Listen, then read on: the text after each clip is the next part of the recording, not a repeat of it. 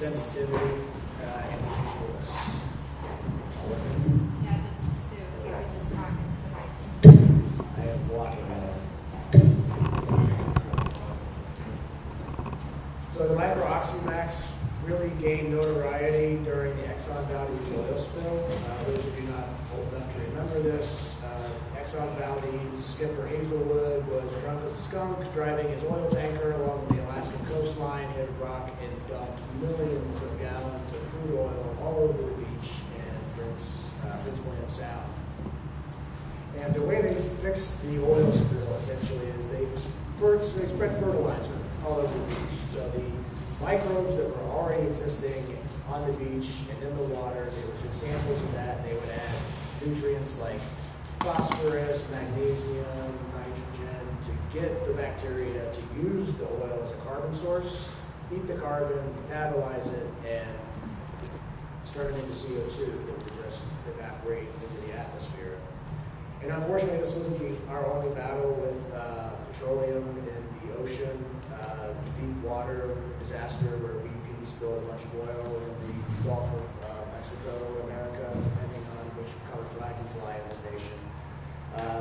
All the oil sank to the bottom in this instance. It wasn't on the beach and it wasn't on the surface. It sank all the way to the bottom, which posed new challenges because it's really, really cold, really inhospitable. There's not a lot of bacteria down there.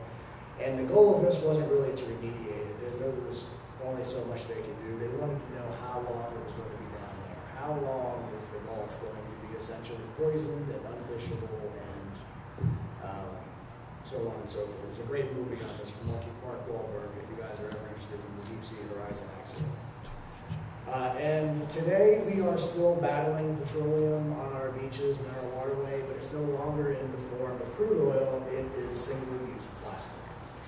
These are all plastics that are petroleum-based. They're very cheap and convenient. We all like convenience, but we don't have to look very far to see trash is everywhere. In fact, recycling was posed to all of us as consumers to be the savior of our environment. We're supposed to eliminate all of this plastic garbage, but only 9% of plastic waste is actually recycled, and most of it accumulates in landfills or in nature. And packaging of all of our products accounts for nearly 40% of all plastic waste. And plastic bottles that we all know and love, we all use, those take 450 years to degrade in our environment. And lifelong, ever since we have been using single-use plastics, only about 5 to 9% of it has been recycled, despite our best efforts to put most of it into the recycling. And the myth is out. Everyone has now realized that recycling doesn't work. You don't have to look very far to see the trash is everywhere, and that this has all essentially been a giant lie. And what corporations have done is they've taken the responsibility of the clean environment and they've shifted it to the consumer. They've said, we've got this recycling program, so long as you buy our product and our packaging and you place it in this bin, you've done your part, being responsible, and that will get recycled. And that has turned out to be a massive, massive lie. In fact, I don't know if there are any John Oliver fans in the crowd, but he did an excellent piece on plastics and the breakdown of the recycling program in the world and how this has essentially been a way for corporations to shift responsibility onto the consumers to fix the problem so that they don't have to. And you can look at the garbage patches in the ocean, you can look at piles of clothes in South America. Everyone ships their trash someplace and it just accumulates. It even accumulates in us. In fact, there are tons of microplastic poisoning reports everywhere that are causing everything from cardiovascular disease, cancer, reproductive issues, respiratory problems, digestive disorders, and even advanced aging. And you know, the eating of microplastics might make sense. The animals eat plastic, we eat the animals, plastic gets in us. But breathing, if you think about, you know, tires. Who here has a car? Who here has bought tires for their car? Why did you buy new tires? Because the tread ran out. Where did it go? I don't see it anywhere. It comes off your tires in teeny tiny little pieces goes up into the air column and into our lungs, and it's inside all of us. So consumers are actually taking action. They are fixing the problem, but it's not by putting products in the recycle bin. It's by taking out their wallet and they buy a product that has a compostable or a biodegradable package surrounding it. And then they feel more environmentally conscious. They feel better in their soul that they have contributed to solving the plastic crisis on the planet. So biodegradable plastics are those which begin as whatever product it's intended to. It breaks down in either mechanical damage or from bacteria down into smaller and smaller pieces, and eventually into water, CO2, and biomass. And the market for biodegradable packaging is rapidly expanding. More and more people are investing in biopolymers, and especially paper packaging, because paper made of cellulose is obviously very degradable. So the modern challenges are that people want to put these certifiable marks on their packaging so the consumers know that the packaging they're buying is biodegradable. But you can't just slap one of these on and call it a day. You have to go through some actual testing. You have to get a third-party certification. And this is where most corporations are having some trouble, because the testing is challenging to do and it takes a very long time. So how do you get from your new biodegradable formula into a certified compostable product? You have a few avenues to explore. You can go to a third party like OWS, who will charge you $20,000 per sample that you want to have tested, and you will wait in a long queue while they do the test for all of their other customers. If you get impatient enough, you will invest in your own system and maybe make a system out of KOH traps to capture the carbon, and pressure sensors to record the pressure that happens when you exchange oxygen for CO2. But of course, we're going to recommend to everyone that we know they should buy a micro-oxymax, because when you buy a micro, your destiny is in your own hands. You run your own tests, you run your own schedules, and while these tests have traditionally had a sort of an intimidating learning curve, you'll see in some of the next slides that especially the compostability test, it is really not that challenging to do it yourself if you have the right equipment. So this is a micro-oxymax system set up for looks like OECD testing. We can have up to 20 or up to 40 chambers in each environmental enclosure. The gas sensor is sitting off to the bench over here, and then on the very top are the multiplexers, which are taking samples from each one of the bioreactors. And of course, we have unmatched sensitivity, and the first question people ask is, well, how sensitive is it? Well, shortly after development of the instrument, 1991, Jan and a few of his biopolymer friends looked at a particular plastic that was supposed to degrade in sunlight. So they took this plastic, and they took a 125-watt UV mercury vapor light and exposed the plastic to it and recorded oxygen consumption with the light on. Now there's no dirt, there's no soil, there's not a single microbe in this flask. It's just light, air, and plastic. And when they turned the light on, there was a noticeable difference in oxygen consumption. When you turn the light off, you can see that stop. We also saw production of CO2 and carbon monoxide from the oxidation of the plastic. So there's no other system out there that is this sensitive that can perform this test. This is not a test that everyone wants to do either, but it does demonstrate what the micro is capable of doing. And the way we do this is through the closed loop measurement method. Now, sort of as I described with the Oxymax, is it's an open system in comparison. We're bringing outside room air into the cage, and then the animal is consuming some of that oxygen, putting some CO2 into the air column, and then it's leaving the cage. There's that background noise that I mentioned before. The CO2 in our atmosphere fluctuates a few hundred ppm every millisecond. The closed loop eliminates that background noise by eliminating the background air. So when the sample leaves the flask, it goes through the gas sensors, it doesn't exit into the room, we return it back to the original flask. And then this cycle just continues non-stop until we make our O2 and CO2 measurements. So without any outside air coming into the vessel, we've eliminated all of the background noise, which enhances the sensitivity of the O2 and the CO2 sensors. We also have to account for pressure, and everything gets corrected to STP. So we have a known volume, a reference chamber inside of the micro, and then we pressurize each one of the samples so we know precisely what the volume is inside of each one of those. And then with a known volume and known pressure, you can go back and correct all of these gas readings to STP. In terms of biodegradable plastics, one of the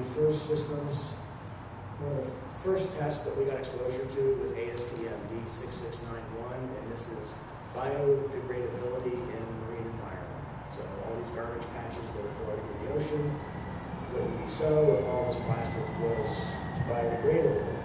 And this standard was developed by our customer at University of UMass Dartmouth, when she developed the standard, she was with the U.S. Army. And what the military wanted to do was develop a coffee cup that they could throw overboard into the ocean. Now, I wish this test had more onerous beginnings, but we are Americans and we love to blow stuff up. We love our military, and one of the limiting factors that keeps a battleship out on patrol is not the amount of food that they can store on board, it's the amount of trash, how much trash they can store. So typically, they take their trash, they put it into a compactor, it smushes it into these big discs, and then they store the discs, and when they run out of storage space, they have to go back into land, take the trash out, bring in more food, and go back out. They could stay out to sea longer if they had less trash. And you would have less trash if you just chucked it overboard, but that is illegal in every country across the world. You cannot just start throwing trash into the ocean unless it's deemed biodegradable. So paper, if you have paper, fine, go ahead, throw it in the ocean. Any plastic, no good. Well, coffee cups were largely made out of paper, but they also had a coating on them, a PLA coating that was not degradable. So those had to go into the onboard trash. So they developed a new coating that was biodegradable called PHA. So this was data that they had where the pink line is just the PHA coating by itself, and it is massively degradable. In fact, this is fun trivia. You can throw as much paper in the ocean as you want. You cannot throw any PHA by itself into the ocean, despite the fact that PHA will degrade much faster than cellulose by itself. Because we can see the cup by itself is the light blue line in the middle, and the PHA coated cup is the green line right above it. So the PHA coating actually made the cup degrade even faster. But most importantly, it degraded almost 65% of the way within 30 days. So when they threw the coffee cup overboard, they were satisfied knowing that it would degrade, and just saving the coffee cups alone allowed them to stay out to sea longer. So the configuration for someone who's doing this test would look like this, where we have a CO2 sensor in the 3% range. They run the experiment typically at 30 degrees C. Flask size is 250 mils. They use a shaker to simulate the ocean in motion. We want the waves, not a stir. They want it to be shaken. We also use a condensing air dryer because it is a slightly elevated temperature. There's going to be some evaporation, and that returns the condensate back into the sample. The most common test that people run with the micro-oxymax is ASTM D538, and this is for compostability. This is an industrial compost facility which is wildly popular in Europe, also Australia. Other countries are picking it up, like here in California. There's some trash cans that have a compost for them specifically, and that all goes to an industrial compost facility where it all gets mixed in with compost to degrade into CO2. And there's a few other standards that go by different name, but it's basically the same. There's an EN standard, there's also an ISO standard. And really the only difference between these is the amount of sample and the amount of compost. Otherwise, they're almost identical. So to perform the tests, what you do is scoop up your compost. The compost you use for this test needs to be very mature, it needs to be very old. People tend to overthink where to get the compost, but you can go to your local gardening center or Home Depot, next door. The older the better. You want it to be very mature. There's this thing called priming effect in compost, when it's very, very young and it's very, very fresh, the organic matter that's inside of it, the bacteria sort of has a taste preference. It eats some of the organic material faster than the others, and if you put plastic in there, it's going to eat the plastic last. So if it's mature compost, it's already gone through all of the organic food sources that it's in there, and it's waiting on its next meal. So when you pick compost from the gardening store, pick the stuff from the bottom, because it's been there the longest. From there, let's see if this works right. After you get the compost into the sample, you want to make sure you shake it really well and add some water.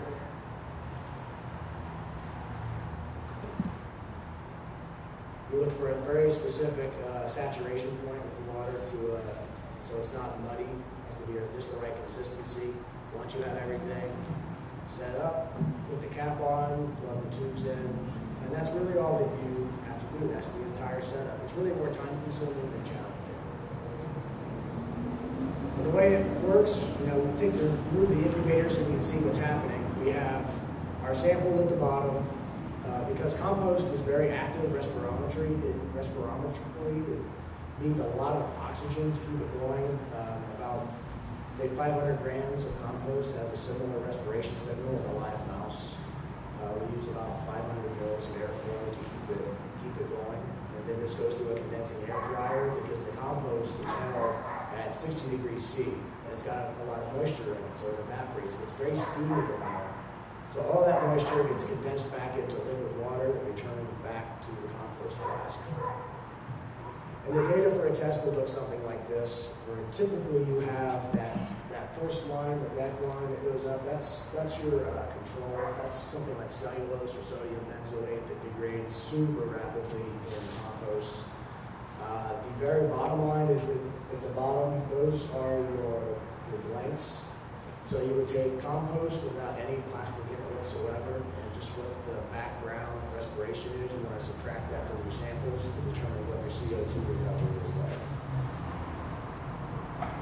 An advantage of the micro is that we're also looking at real-time rate, the gas production rate. So the previous graph is more like the speed. This is the acceleration. So you can see that giant spike in the first few days, that's the cellulose. And that gives you an indication that this test is heading in the right direction. And same with the other tests as well. In fact, what's really interesting is the samples here in the middle. They kind of take off and go down, and they take off again a little bit and go down.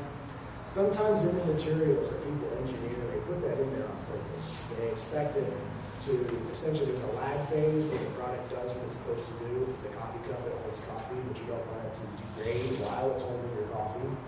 When you're done and you crumple it up and you throw it away, that's when you want the degradation process to happen. So sometimes they build these breakdown phases into the material on purpose, so you won't see them in this. So you can't really see those gears, those different bumps in the CO2 recovery, but you can see it in the rate data.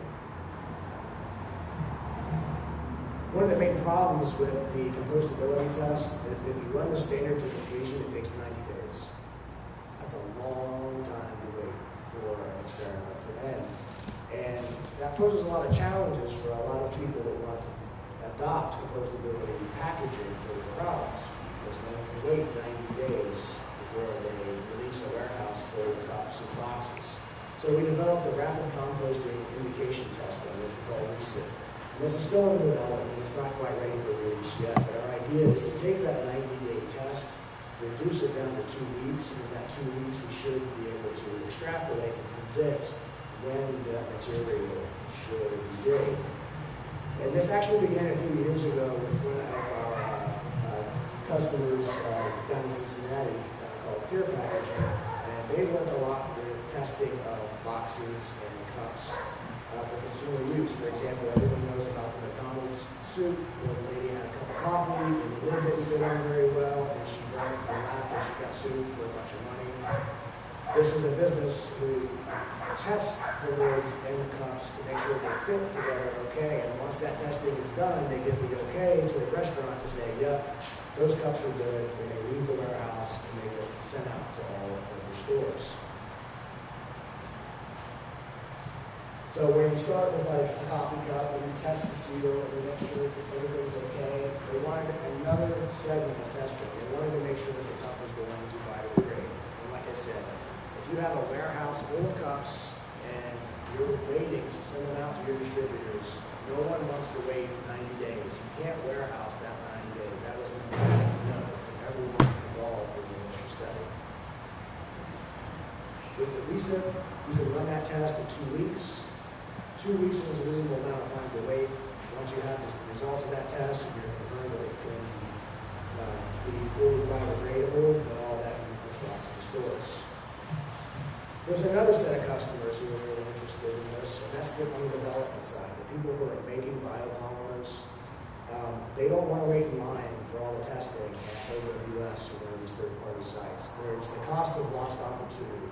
Everyone wants to find the magic formula, the best biopolymer that lasts, is really strong and lasts well when you need it to, and it basically disappears when you don't. So if you're developing a new biopolymer, let's say you start with 50 candidates. You've got 50 different formulas that you want to try out, and let's say you want to distill that down to the 4 best options. Well, if you run ASTM D5338 and you only have 9 reactors, which is essentially 1 sample, it's going to take you 12 years to do all that testing to find your 4 best candidates. No one's got 12 years to wait on this. With recent, it's only 2 weeks per test, you can get that same batch of candidates through in just 2 years. Or if you go with just a 30 reactor micro-oxymax, which really doesn't cost that much more, the ASTM test gets you down to just over a year, but the recent test only takes 3 months. So with a micro-oxymax, you can get to the perfect formulation much, much faster and not take nearly as much time to reach the market. And then I'll finish with one other test. These 3 are the most popular. There are others that the micro can use. You can always talk to me about whatever a customer needs if they bring up a standard test that you're not familiar with.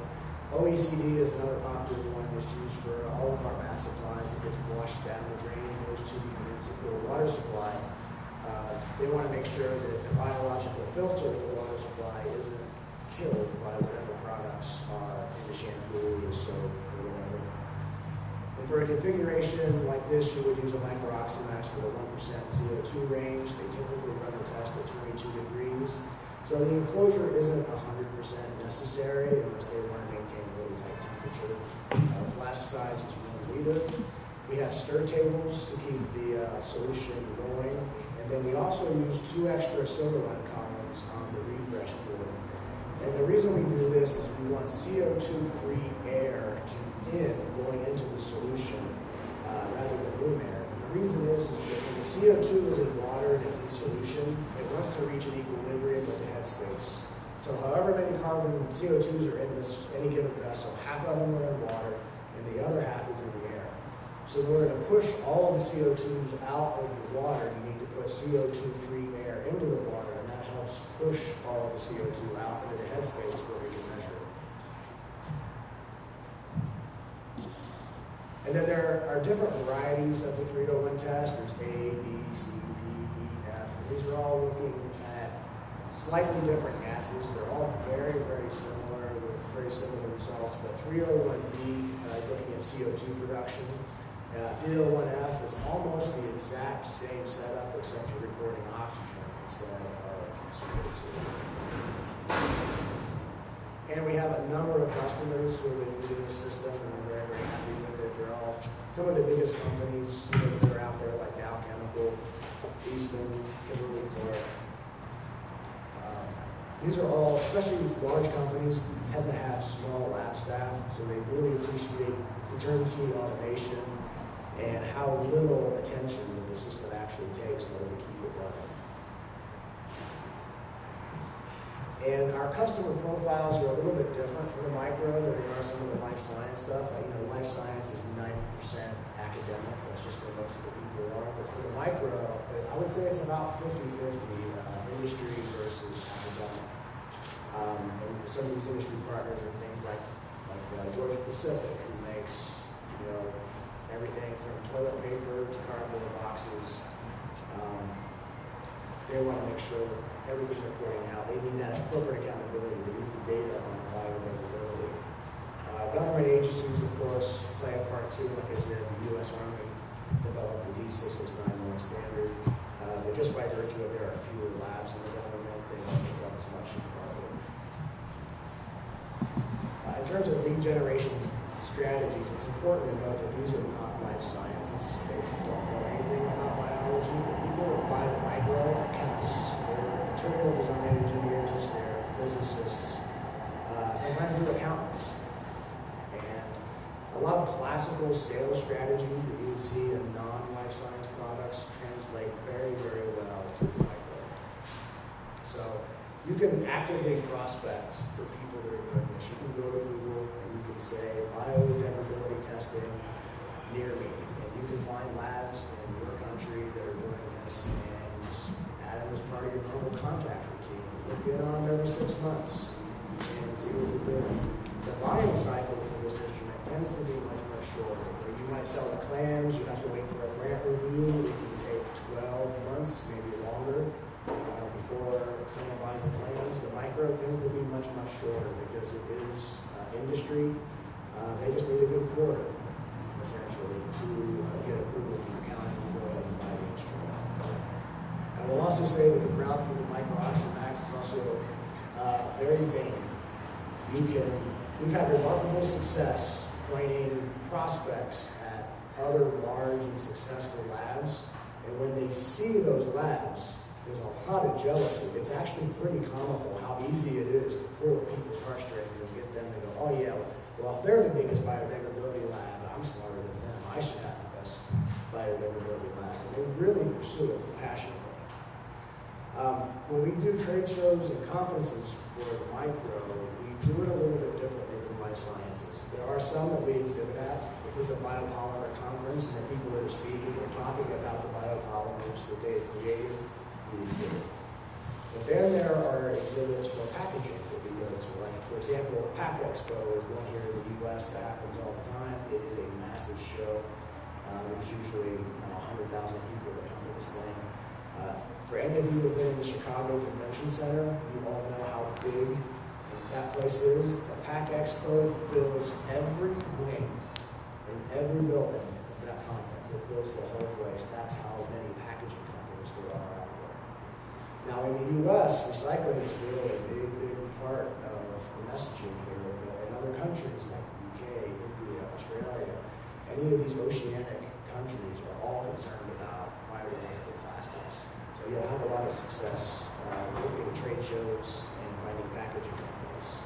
And we just walk the floor. We don't set up a booth. We just go booth to booth to booth to booth. Do you have a biodegradability program at your company?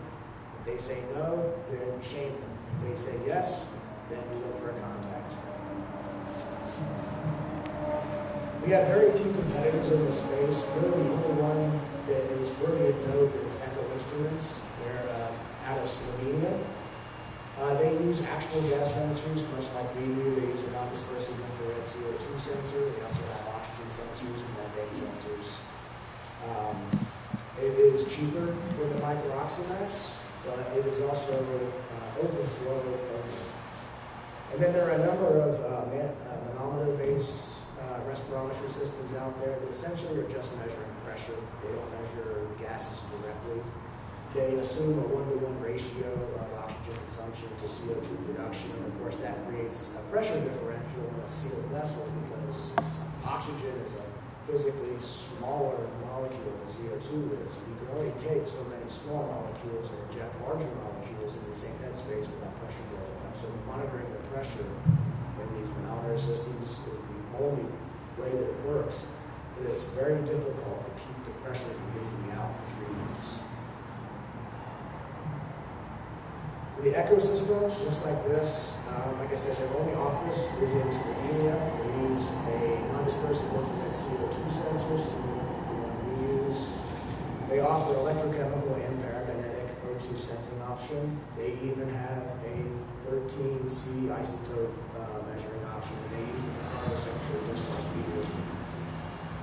Unique to their system is they have individual flow meters on each channel, and they use peristaltic pumps to push water back into the compost chambers to keep them hydrated. And their chambers also have a specialized reactor that has a perforated floor on the bottom that prevents mud from forming at the bottom of the flask. Now, how that compares to what we offer, I will say that we have offices in the U.S. and Europe, and we're better positioned to maintain service on these systems. The office they have in Slovenia is a very small company. They have very narrow reach globally. Of course, we both use CO2 sensors, the same oxygen sensor technologies. However, I will say that they use humidity correction for their oxygen readings, where we continue to dry the sample air for our oxygen readings. So ours will always be more accurate. We have one flow meter for every 20 channels rather than a flow meter on every channel. The main reason we do it that way is because the flow meters, after a 3-month test, they all begin to drift apart from each other. So you can calibrate them all at the beginning, but you don't want to interrupt the test to do another calibration. So you figure 3 months down the road, you have 20 different flow meters. They're all going to read slightly different. Another advantage that we have are on these flasks. A lot of customers see that flask with the floor in the bottom, and they're like, wow, that's a really great idea. And it's important to note that the reason they have the individual flow controllers is because this aeration plate on the bottom gets clogged. In the standard, it's required you take the vessel once a week, put it on the side, and you shake it really good, and you put it back. And in that process, those holes get clogged. And they can detect that in the system, and if they need to increase the airflow to compensate, they can measure it with the individual flow meters, and they crank the airflow up in one particular chamber. But of course, that's not ideal, because if there's a clog, then now the air is no longer circulating through the compost in an ideal path. So the individual flow meters are actually presented by Echo as a selling feature, but in reality, it's a fix for the aeration plate that's in the bottom of the reactor. For us, we just use generic glasses, the shot bottles, GLS threaded bottles. If they drop one of these, they can go a variety of places and find a new glass bottle. They don't have to go back to like Echo and buy a specialized chamber and wait. Those are the main differences. So yeah, I would say for the oxygen, the humidity correction is a point against them because I've already demonstrated that it's not as accurate. The flow meters tend to drift apart from one another, where we have one single flow meter, so all the chambers drift in unison, so we still have a pretty accurate recording of O2, CO2. And then the condensing air dryer we use to rehydrate the samples has no moving parts, so it has a much lower failure rate, where peristaltic pumps have motors that eventually wear out. And of course, the replacement of the sensors, no one has to come back to us to get a specialized chamber. They can come to us or Amazon or any suppliers in the neighborhood. So when quoting prospects, some of the questions you have to ask when you configure a system is, first you want to know what kind of environment you're simulating, and that will give you an idea of how much respirometric activity you'll expect to encounter. You also want to ask if they're following any specific ISO or ASTM standards, because we can always look those up. Most of these are protected behind a paywall, and if you want to look them up, you don't have to buy them. I already have almost all of them, and I will share them with you. So if you're a customer who's asking for a standard, don't buy it. Just send me an email. I'll read through my list of standards and I'll send it to you. And then, of course, how many flasks do they need, because we know how many multiplexers to attach to the system. What temperature are they running it at, to find out if you need an environmental enclosure or not. And then, of course, what gases. CO2 is almost standard. Oxygen, maybe 25% of the time they want oxygen, and sometimes they want methane, but it's important to know because they all cost something. And that's it. You guys have any questions?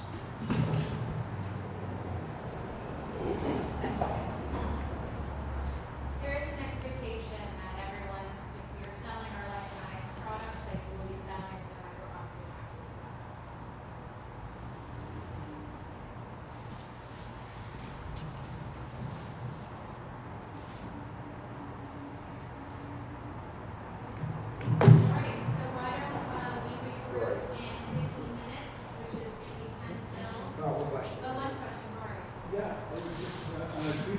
some commercial sensitivity, but some of these slides, and from the previous presentation this morning, you know, there's sort of some bullet points on the comparisons. It would be fantastic to have. Would you be able to share a slide deck or parts of You guys got access to all of this. It's on the dongle.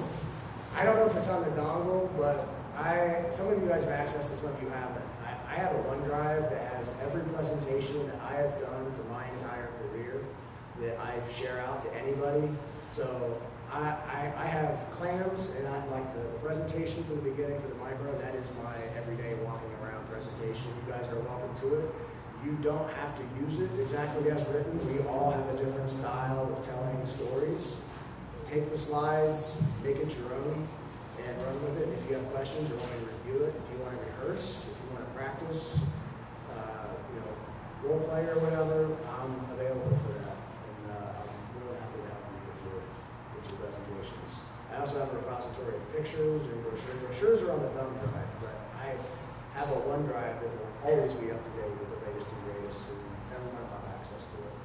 And Roy, this presentation is not on the thumb drive. Yeah, that's my fault. I just finished it like yesterday.